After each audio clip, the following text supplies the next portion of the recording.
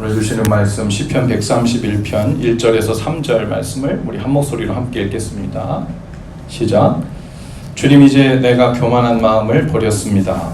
오만한 길에서 돌아섰습니다.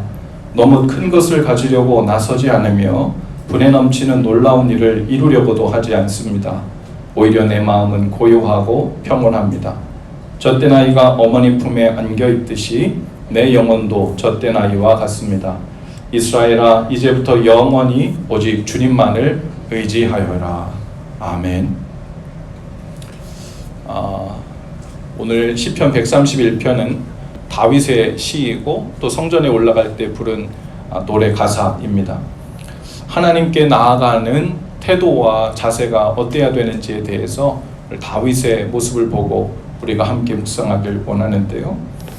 3절밖에 안 되는 시편이지만 이 안에 많은 내용이 들어있는 것 같아요. 어쩌면 다윗과 하나님과의 관계를 아주 간단 명료하게 정리해 놓고 있는 시편이라고 할 수 있습니다.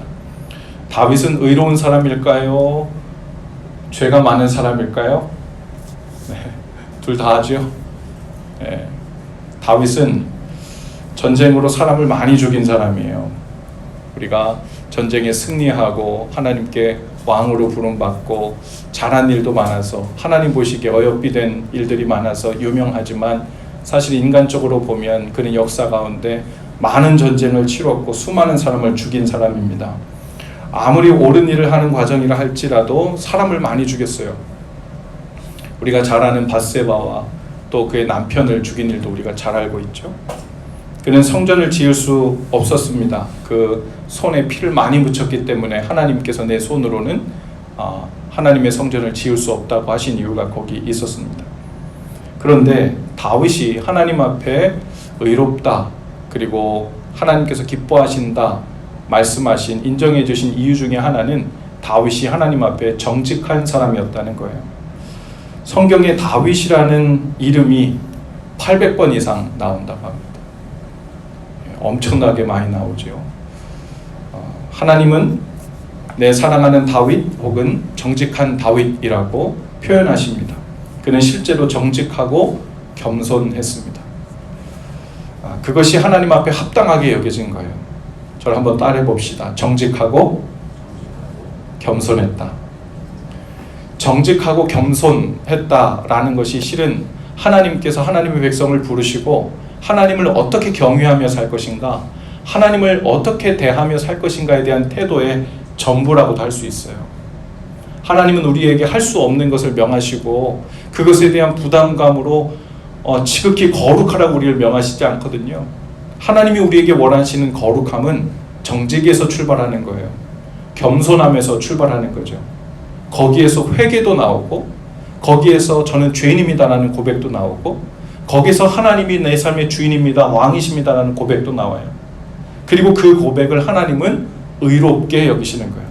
하나님이 우리를 의롭게 여기시는 건 다른 사람들보다 도덕 윤리를 더 잘 지켜서가 아니고 겸손하게 정직하게 우리의 처지와 형편을 주님 앞에 아뢰고 그 안에서 회개하고 주님을 의지하고 주님을 바라는 마음 때문에 의롭다고 여기시는 거죠. 우리가 잘 아는 바리새인이 세리보다 행위적으로는 더 깨끗하죠. 그렇죠? 누가 봐도 당시의 세리들은 죄를 많이 지은 사람이었고 매국노였습니다. 겉으로 보면 바리새인이 훨씬 더 윤리적이고 도덕적이고 잘한 일이 많았어요. 일주일에 몇 번씩 금식하고요, 이웃을 의무적이긴 해도 열심히 도왔어요. 돕고 윤리적으로 산 거에 의하면 바리새인이 훨씬 깨끗한데, 문제는 그 바리새인이 하나님 앞에 교만했기 때문에 세리보다 못했다고 인정을 받습니다. 세리는 자타가 다 공인하는 죄인이에요. 그러나 성경에 보니까 예수님께서 그렇게 명하시잖아요. 제자들에게, 얘들아, 세리가 저 성전에 들어와서 그 죄 때문에 감히 얼굴도 못 들고 저 뒷자리에 앉아가지고 하늘을 우러러 저는 죄인입니다, 그러면서 얼굴도 못 드는 부끄러운 모습을 하면서 울기만 하고 있다. 네 생각에는 이 바리새인과 세리 중에 누가 더 의로운 자겠느냐? 하나님 앞에 합당한 자이겠느냐? 또 하나는 우리 집에서 평생을 아버지께 충성한 맏아들이 있었고 또 집 나간 탕자 이야기가 있었죠. 집에서 평생을 아버지 말을 잘 듣고 충성을 했는데 성경에 의하면 그는 맨 마지막에 이야기 나온 거 보니까 교만했어요. 그는 아버지에게 자신의 의로움을 드러냅니다. 아버지, 내가 친구들과 한 번도 파티도 하지 않았어요. 그리고서는 불만을 토로하죠. 사실 이게 다 내 건데 저 탕진하고 나온 애에게 이것을 나눠주는 게 말이나 됩니까? 그러면서 은혜로 얻은 것들이 당연히 자신의 것이고 내가 이만큼 노력했고 이만큼 애썼기 때문에 내가 의롭다는 태도를 드러내고 있죠. 이 안에서는 탕자의 이야기를 하고 있지만 반대편에서는 탕자가 아닌 마치 바리새인과 같은 교만한 종교인들, 그 모습을 또한 이 맏아들의 모습을 통해 우리에게 드러내고 있어요. 거기에는 집안엔 있지만 열심히 집안일을 도왔지만 기쁨도 없었고 겸손도 없었고 교만했다는 거예요. 죄를 지으며 겸손한 것이 의를 행하며 교만한 자보다 낫다고 성경은 이야기합니다. 우리가 신학자 중에 유명한 어거스틴이라는 사람이 있는데 이 어거스틴이 이런 이야기를 해요. 의로움보다 오히려 겸손이 낫다. 물론 의로우면서 겸손한 것이 최고지요. 교만한 사람의 전화가 가끔 우리 가운데 들려올 때가 있죠. 그러면 별로 반갑지 않습니다. 잘나보았자 얼마나 잘났고 또 그렇게 다른 사람보다 자신이 낫다고 하는 것이 사실은 하나님 앞에서 결코 낮게 여김받지 못하다는 증거이죠. 저는 교회에서도 이런 부분을 조심해야 된다고 생각해요. 교회에는 상대적으로 어느 교회든지 많이 헌신하는 분들이 있습니다. 다른 사람들보다 더 많은 시간, 더 많은 재물, 더 많은 봉사를 통해 헌신하는 사람들이 있어요. 모든 교회가 그렇습니다. 그러나 교회마다 돌아가는 다이나믹은 다 달라요. 무엇을 중심으로 돌아가는지. 그럼에도 불구하고 겸손한 마음으로 섬기는 것이 당연하고 하나님 앞에서 아무것도 아니라는 낮은 마음을 중심에 놓고 섬기는 사람이 그 교회의 중심이 되어 섬기면 그 교회는 평안합니다. 그리고 그 안에 교회가 교회다워지죠. 우리 교회처럼요. 그렇죠? 우리 교회 열심히 섬기시는 분들이 얼마나 많은지 몰라요. 그런데 누구 하나 나 이만큼 섬긴다고 내세우면서 교만한 모습으로 드러내는 분들이 없어요. 그런데 때로는 몇몇 분들의 헌신과 봉사와 헌금이 아주 중요한 역할을 한다는 것을 교회 안에서 여러 모양으로 존중해 준다는 명목으로 이름과 명예를 드러내는 식으로 목회가 이루어지는 것도 제가 많이 봐왔습니다. 그러면 그 안에 이런 일이 생기더라고요. 그 안에 조금씩 큰 일, 큰 업적, 큰 역할이라는 생각으로 교만한 마음이 성도들 안에 자리를 잡기 시작해요. 그것은 곧 교회가 하나님의 교회에서 사람의 교회로 변절돼 가는 것을 보게 됩니다. 위기가 돼요. 교만한 마음은 아주 민감한 폭탄이 되어서 나중에는 그 교만한 욕구가 채워지지 않으면요, 사람도 교회도 하나님이 눈앞에 보이지 않는 위험한 일이 발생합니다. 우리 교회에서 두드러지게 드러나는 헌신과 봉사에는 대부분 무명으로 섬기도록 권하기를 하기도 하고, 감사하게도 대부분의 성도님들이 무명으로 이름을 내세우지 않고 섬기고 싶다고 먼저 요청해 주셔서 너무 감사한 마음이 그래서 있습니다. 섬김에 대한 감사와 인정은 보이지 않게 그리고 최소한으로 하고 그분들을 위해 기도하되 밖으로 드러나지 않도록 하는 그런 이유도 바로 생명과도 같은 겸손, 낮은 마음, 이것을 놓치면 다 놓치는 것이기 때문에 그렇습니다. 다윗이 자신을 교만하지 않았다고 선언합니다. 난 교만하지 않아요. 이렇게 얘기한 사람을 교만하지 않았다고 얘기할 수 있을지 싶지만 지금 다윗은 정직하게 이야기하고 있는 겁니다. 교만은 본질적으로 하나님으로부터의 독립, 이런 모습으로 드러나고, 또 하나는 하나님에 대한 불순종으로 드러납니다. 어떤 사람들은 난 불순종하지 않았어요. 그저 내가 자립적으로 책임 있게 내 삶을 살고자 하는 모습일 뿐입니다 라고 얘기하지만, 사실은 그건 교만의 다른 모습이에요. 사람이 하나님을 떠나서 살 수가 없어요. 하나님을 떠나서 살 수 있다고 태도를 취하는 것 자체가 교만의 시작입니다. 선악과를 따먹은 이유도 그거잖아요. 내가 하나님을 이겨먹을 수 있다고 얘기한 게 아니에요. 나도 하나님처럼 눈이 밝아져서 하나님 없이도 살 수 있게 될지도 몰라라는 생각이 그 안에 들어와서 선악과를 따먹은 거예요. 그런데 우리 안에는 정면으로 하나님께 불순종하거나 죄를 짓지 않은 거면 죄가 아니라고 하는 생각이, 오해가 퍼져 있어요. 그러나 우리 안에 더 많은 경우에는 내가 하나님으로부터 독립하여 마치 내 힘으로 자립하여 살고자 하는 태도로 미묘하게 하나님을 옆으로 제껴두고 자신이 주인공이 되는 삶으로 드러납니다. 그것이 바로 교만이죠. 2절에 보면요, 다윗이 자신을 어린아이에 비유하고 있어요. 그 어린아이가 어머니 품 안에서 평안하듯이 그 영혼이 하나님 품 안에서 평온하고 고요하다고 이야기하고 있습니다. 지금 다윗은 마음을 비웠어요. 왕이지만 욕심을 버리고 미움을 버리고, 얼마나 다윗에게 적들이 많았습니까? 자신을 이유도 없이 시기하여 혹은 왕권을 탐내서 인기를 시기해서 죽이려고 한 사람들이 얼마나 많았어요. 그런데 다윗이 욕심도 버리고 미움도 버리고 하나님 앞에 나오는 거예요. 그리고 하나님이 주시는 세상이 줄 수 없는 평안을 누리고 있는 겁니다. 지금 다윗에게는 평안을 누릴 수밖에 없는 환경이 조성돼서 그런 것이 아니라, 다윗이 평안할 수 없는 환경이 있음에도 불구하고 하나님만 바라보고 그분 품 안에서 평강을 누리게 되었다고 지금 고백하고 있는 겁니다. 우리 믿는 자들이 하나님 주시는 평강 가운데 나아간다면 이 다윗이 본을 보여주신 이 길을 따라가야 할 것입니다. 오늘 말씀해 보니까 젖된 아기가 어머니를 신뢰하듯이 전적으로 하나님을 신뢰하고 의탁함으로부터 오는 평안에 대해서 지금 다윗이 이야기하고 있는데요.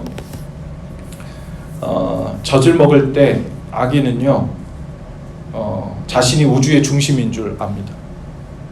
그렇죠? 배고프면, 또 울면, 또 짜증내고 그러면 엄마가 곧장 달려와서 젖을 물리고 배부르게 해주죠. 달래주고요. 그러니 아버지 어머니는 자신을 위해서 존재하는 사람이라고 생각하는 거예요. 우리가 세상에 태어나서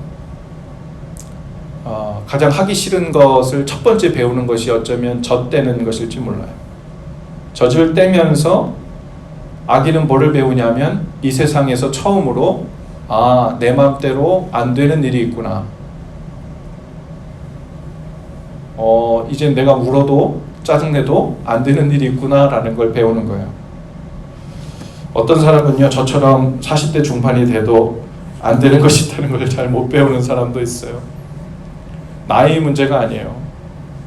몇 살을 살아도 내 중심으로, 나 중심으로 되어야 하는 사람이 있다면 아직 나 중심으로 돌아가는 지동설이죠, 말하자면. 내가 느끼기에는 지구가 중심인 것 같고 내가 중심인 것 같은데, 태양이 지구를 돌고 있는 것 같은데, 우리가 경험할 땐 그렇잖아요. 우리가 눈으로 볼 때는 태양이 동쪽에서 떠가지고 서쪽으로 지는 걸 보니까 우리 눈에는 분명히 그런 것 같거든요. 근데 팩트는, 진리는 정반대거든요. 어린아이일 때는 눈에 본 대로 살아요. 그리고 내가 본 대로 그게 팩트인 줄 알고 나 중심으로 사는 거예요. 그런데 우리가 나이가 먹고 자라면서 세상이 내 마음대로 안 되는구나 라는 걸 경험하면서, 내가 주인공이 아니구나 라는 걸 알게 되는 거예요. 내가 주인공이 아니라는 걸 알게 됨으로 인해서 나는 가치가 없구나, 이게 아니라 나는 훨씬 더 큰 이야기, 훨씬 더 큰 계획, 훨씬 더 큰 섭리 가운데 한 부분이구나 라는 것을 경험해서 나의 몫이 그 그림 안에서, 그 이야기 속에서 얼마나 소중하고 얼마나 가치 있고 얼마나 크신 하나님이 나를 부르셨는지를 다시 눈을 떠서 보게 되는, 새로운 세계관에 눈을 뜨게 되는 거죠. 우리 신앙생활이 잘하는 것도 마찬가지예요. 하나님을 믿는다고, 나 구원받았다고, 그리고 감격에 겨워서 신앙생활 시작할 때 너무 하나님의 자녀가 된 게 좋긴 한데요, 한편으로 우려되는 거는요, 내가 중심인 줄 알아요. 그래서 내가 하나님의 자녀니 내가 기도하면 하나님 다 들어주셔야지, 내가 아파하면 내 신음에 하나님 다 응답해 주셔야지, 다 해결해 주셔야지, 내가 원하는 대로 돼야지, 마치 젖을 물고 있는 아이처럼 구는 거예요. 그런데 하나님은 우리가 그 상태로 젖을 먹고 원하는 때마다 배부르게 되어서 평안하게 되는 것을 원치 않으십니다. 아이가 크기를 원하세요. 그래서 오늘 말씀에 보면요, 젖을 물고 있는 아이가 어머니 품에서 평안함을 누리듯이 이렇게 하고 있지 않고, 젖을 뗀 아이가 이미 젖을 무는 시기를 지난 거예요. 젖을 뗀 아이가 이제 그 젖 때문에 배불러서 평안하고 만족한 게 아니라 엄마 품에 있기 때문에 평안하고 만족한 상태로 새로운 세상이 열린 겁니다. 마치 그러하듯 다윗이 내가 젖된 아이처럼 하나님 아버지 품에서 평안하고 세상이 줄 수 없는 만족과 그 은혜를 누리고 있다고 고백하는 거예요. 이스라엘에서는요, 젖을 떼는 시기가 보통 4살쯤 된다고 그래요. 4살까지 젖을 먹는데요, 4살 전에는 밥을 못 먹습니다. 이스라엘 사람은 젖을 뗄 때 젖꼭지에 쓴 약을 바른대요. 며칠 동안 그걸 바르고, 아이는 그래서 이제 그 쓴 경험을 하면서 젖을 떼는데, 이제는 아이가 젖 때문에 엄마를 사랑하는 게 아니죠. 이제는 엄마의 품이 그냥 좋은 거예요. 다윗은 이런 마음을 지금 표현하고 있는 겁니다.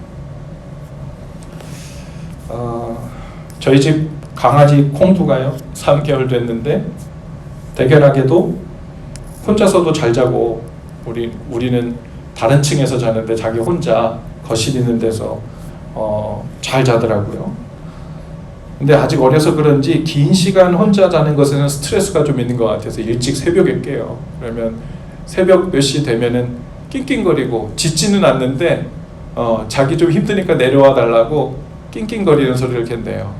그러면 우리 집에 제일 콩두가 좋아하는 아내가 제일 먼저 뛰어내려가는데요. 그런데 그 아내가 하루는 내가 한번 얘 옆에서 잡아야 되겠다, 그리고 저는 콩두가 있는 거실에서 옆에 자리를 깔고 아내가 거기서 잡았어요. 그랬더니요, 이 콩두가 자는 게 자세가 달라요. 사람처럼 대자로 누워서 잡니다. 이렇게요. 정말 대자로, 좀 민망한 자세긴 한데 대자로 누워가지고 잠을 자요. 알아보니까 개들이 심리적으로 너무 편안하고 안정감을 느낄 때 내 팔자가 상팔자다 할 때 그러고 잔대요. 우리가 하나님 안에서 살고 있으면 이미 우리가 상팔자임을 여러분 믿으시기 바랍니다. 믿으십니까?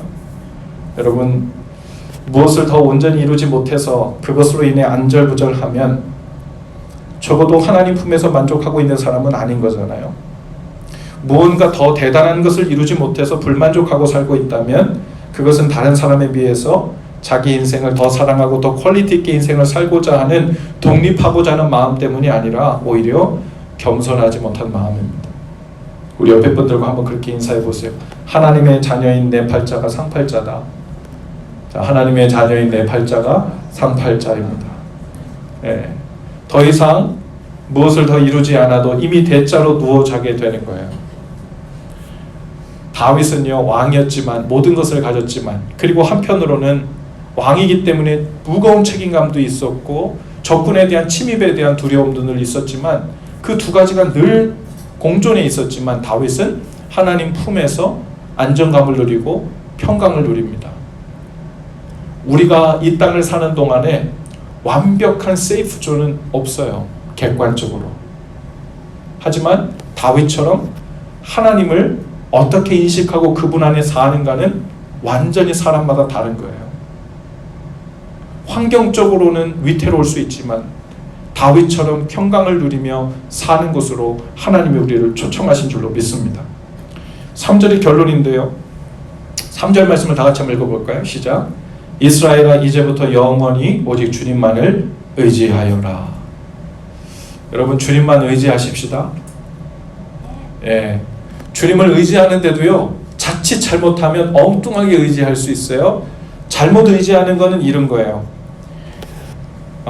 내 교만하고 높아진 마음의 욕구를 채우려고 의지하는 거예요. 그렇죠? 내가 채우고 싶은 그 욕망과 꿈을 이루지 못하면 나는 불행해지니까 주님, 제가 주님을 의지합니다. 제가 불행하지 않을 수 있도록, 제가 행복할 수 있도록 저를 도와주세요 하고 기도하기를 주님을 의지합니다 하는 거예요. 여러분 이건 의지하는 걸까요? 믿음이 없다는 걸 표현하는 걸까요? 이건 의지하는 게 아니에요. 주님께서 우리에게 의지하라고 명하는 것은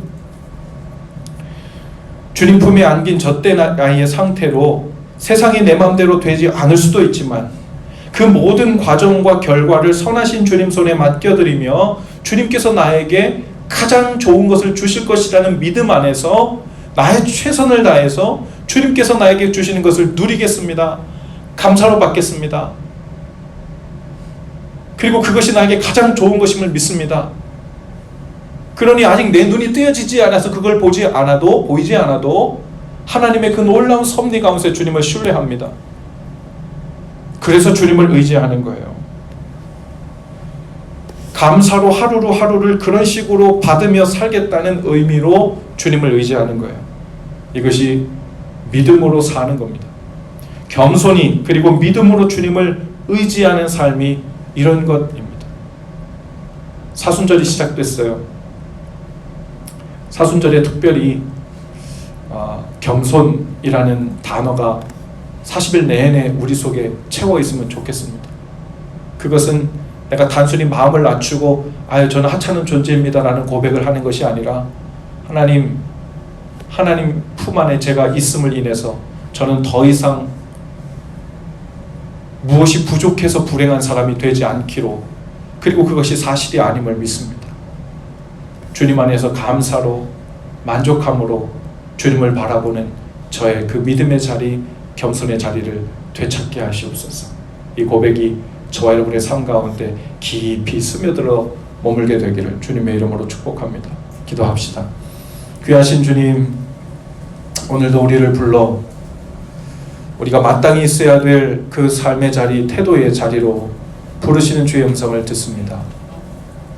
젖된 아이가 어머니 품에 안겨 평강을 누리고 만족을 누리듯 주님 안에서 이미 우리가 하나님의 자녀된 것으로 평강을 누리지 못할 이유가 하나도 없음을 고백하면서 우리의 교만한 마음, 다른 것으로 조건을 내걸고 있는 우리의 높아진 마음을 내려놓고 오직 주님으로만 만족하며 주님으로만 감사하며 누리는 삶으로 들어가도록 인도해 주옵소서.